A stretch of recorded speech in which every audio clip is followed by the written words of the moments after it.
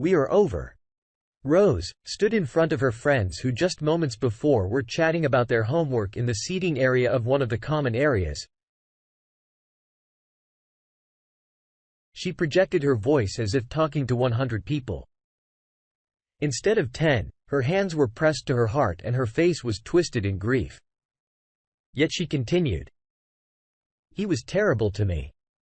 Absolutely terrible. At first, I thought that he would always be there for me, having my back, always listening, being so stable, but it was all a facade. Instead of listening to me, he ignored me. Instead of having my back, he dropped me to the ground, his stability no more, like never being open to change. We had such a strong relationship before he stopped caring. In the beginning, we spent all our time together. It was great. But then that no good piece of wood thought that staring at the wall for hours would be more fun than spending time with me. After some time, we got into many fights. One involved him breaking his leg. I swear, if he didn't get so angry, it would not have happened if he just kept things civil. I wouldn't have had to help collect the pieces. Then he tried to blame it all on me, like, no, I'm not the cause of your broken leg. If you're so stable, then maybe you would be stable enough to not get riled up enough to injure yourself. I knew that he didn't like me anymore. When his attitude started to change, that I had to be the one to break us apart. He always made me do all the work in our relationship. I had to set up the dates. I had to make dinner, clean the house, pay for everything we had. He made me do it all. It was maddening and exhausting while I was doing so much for us.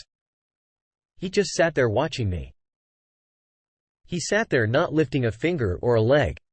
We are done. Now he tried to act sad, but I know that it was all fake. Maybe he was putting on a face to try to make me feel bad. So I would come back. You know what? It didn't work. So screw you, Jonah.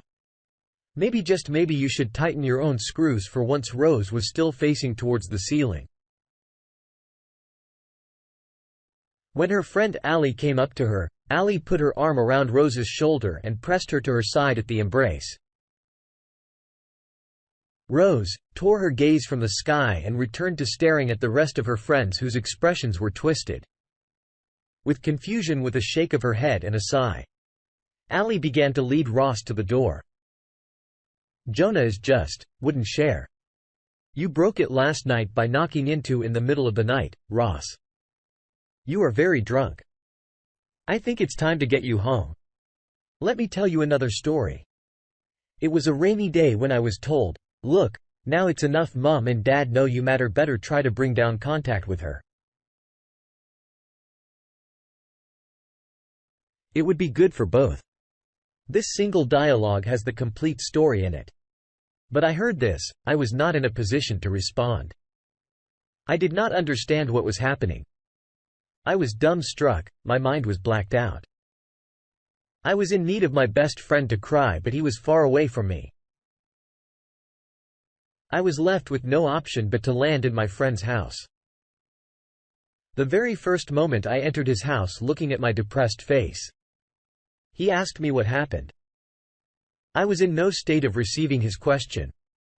My sense lost its power to perceive he could understand my feeling and stop touching me more on that issue. I just went out of the room, my friend accompanying me. He just put his hand on my shoulder and said, "Okay, dude, stay calm." This concerning dialogue said by him kicked the tear can in my eyes, and water started flooding out of my eyes.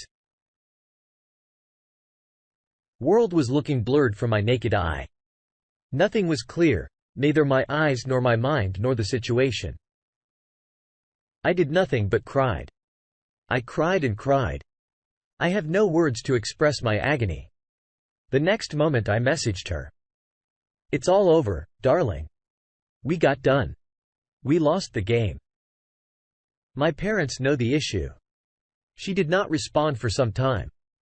She was also in a state of shock. I always wonder how could a highly possessive, highly sensitive girl like her would receive all these? My wife did not rise to talk to her. I'm sure she would have shed tears more than I did. And then series of serious talks continued for hours and hours. That girl and her family, being very close associates of ours, were always given high respect and vice versa. Now, only because of our so-called love relation, we did not want to cut down the beautiful relation between the two families, understanding the consequences which we will have to face in case we continued the same relation.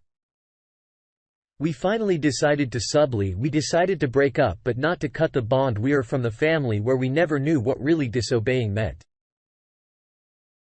So we never tried to overrule the CEOs of our parents, keeping this in mind for the sake of relation between two families who never had any kind of intention of getting into a relationship.